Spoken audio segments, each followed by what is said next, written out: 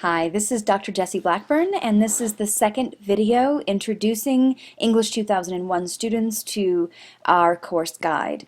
In this video, I'm going to discuss our assignments and their descriptions. I'm going to introduce you how to use our As You Learn site and how the modules are broken down, and I will also go over the course requirements and procedures. So the first assignment is the literacy narrative. That's not due until Wednesday of next week at midnight, but you'll see very quickly that we have a rhythm to this course. So by week 2, Wednesday at midnight, you'll have draft 1 of your literacy narrative posted to As You Learn. Thursday, you will provide peer feedback to your peers' work, and they will provide feedback to yours. You will also conduct and participate in a virtual conference with me in which I provide you my feedback and guidance, and we talk through any major concerns you might be having. You'll then move on to the next assignment, and the same rhythm will happen. You'll post your first draft of that assignment by Wednesday. Thursday you'll post peer feedback and receive peer feedback. You'll conference with me and hang on to that feedback.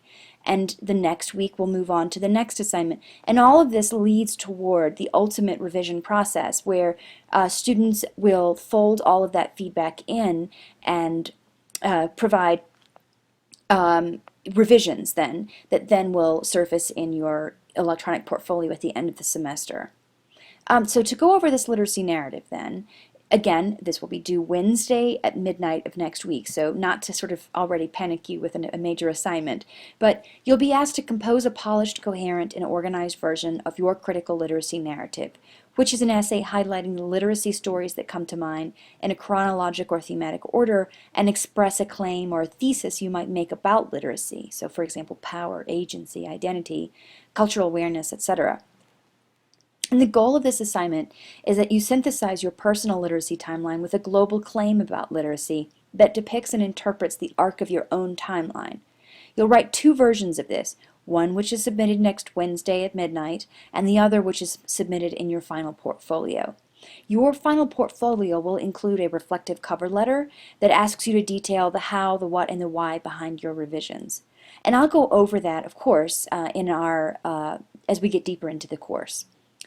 But you'll see that there, in every assignment on this course guide, but within the course module and each week, you'll see for every assignment that there will be learning objectives, the assignment description and what is due in draft 1 or what is expected in draft 1, what will be expected in your revisions in draft 2, and what the grading criteria might be. The composition project number 2 is writing in the discipline. This would be due by the 3rd week, so you'll see where we catch this rhythm now, where you submit your rough draft, you give feedback to your peers, you workshop with me, and then you hang on to that feedback and you make revisions based on that. And you'll see that there's draft 1 of that assignment, the grading criteria, draft 2 of that assignment, the grading criteria, and then I include what reflections, what sorts of things I'd like you to think about and cover in your reflective letter that will go along with your final portfolio. By assignment number 3, where we're doing the rhetorical analysis, and this might be familiar to some of you who wrote the rhetorical analysis in English 1000 at Appalachian. The difference is that you will be doing a rhetorical analysis of work within your field or your major. And you'll see the assignment learning outcomes listed here. What is expected of draft 1? What is expected of draft 2? What the grading criteria are? And ultimately, this leads us to the e-portfolio. So this is the final and major writing assignment, wherein you include all of the work that you've done, all of your drafts, and you articulate the meta-awareness that you've gained as a writer about your process and what revision means to you.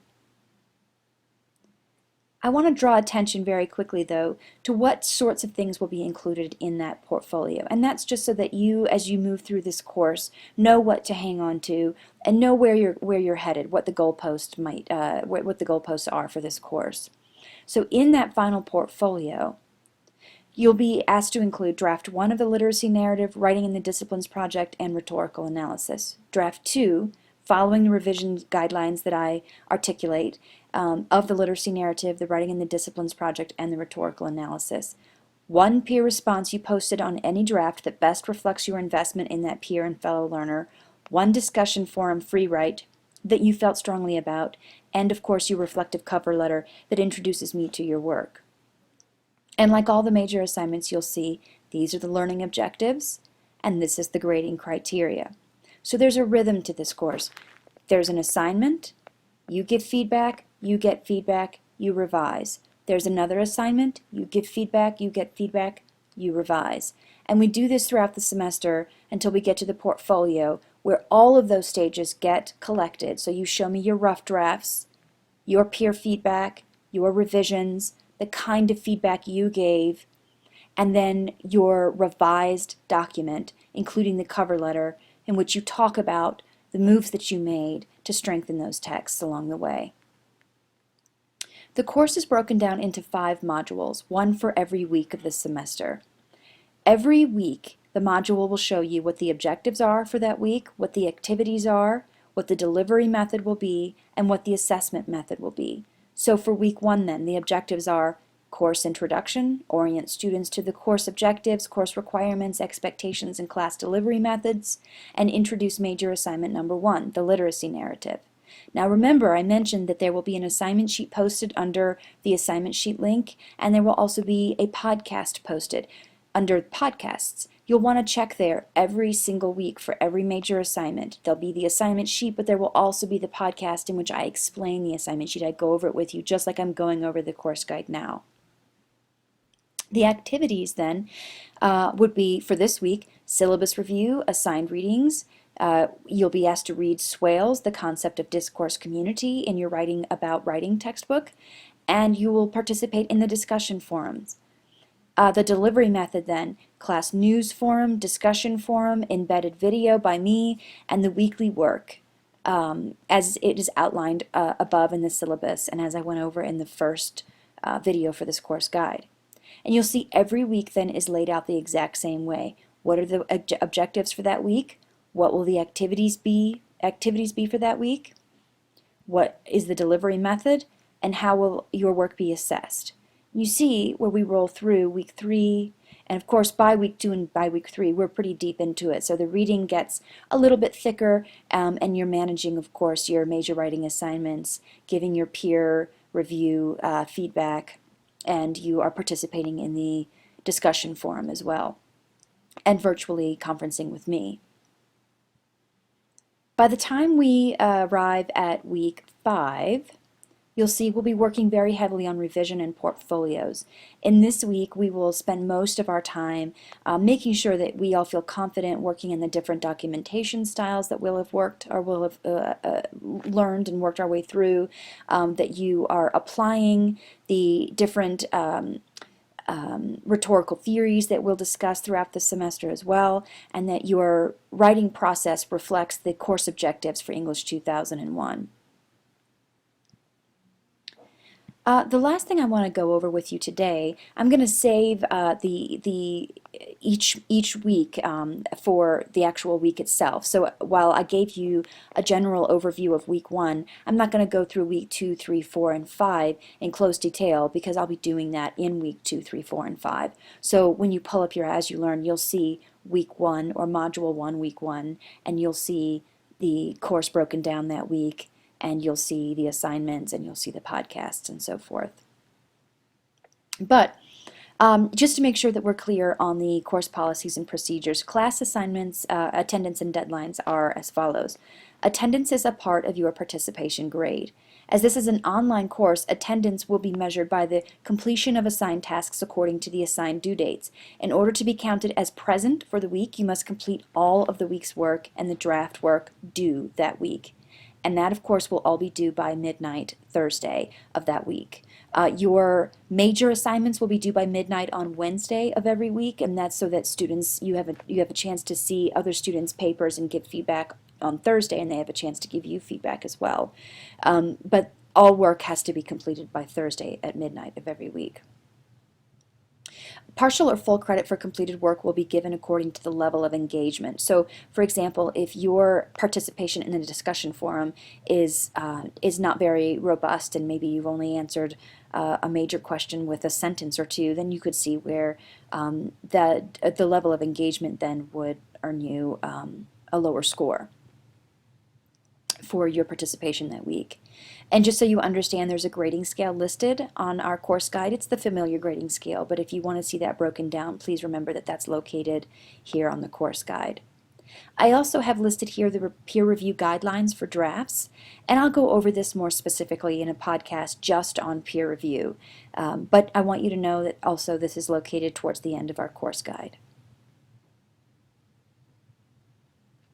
Policies for the university. Appalachian State is committed to making reasonable accommodations for individuals with documented qualifying disabilities in accordance with the Americans with Disabilities Act of 1990 and Section 504 of the Rehabilitation Act of 1973.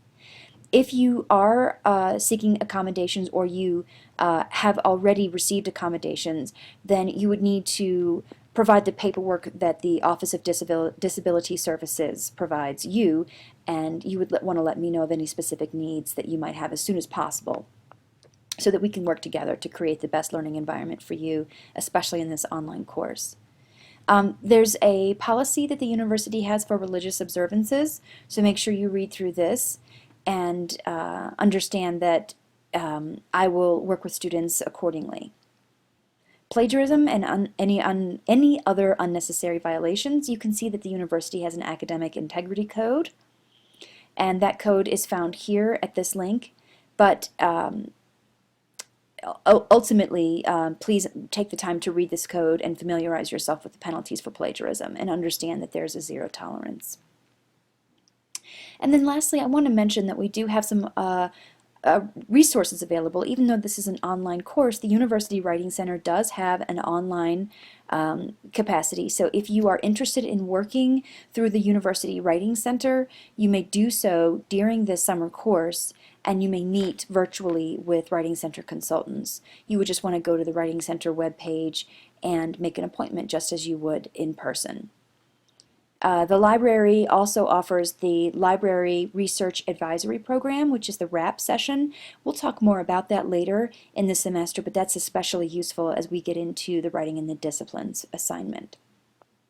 And then we have additional ASU resources through the Disability Services, Tutorial Services, Study Skills Services, Supplemental Instruction, Counseling, Peer Career Center, Computer Labs, General Math and Statistics Labs, things that you're surely familiar with by now in the university.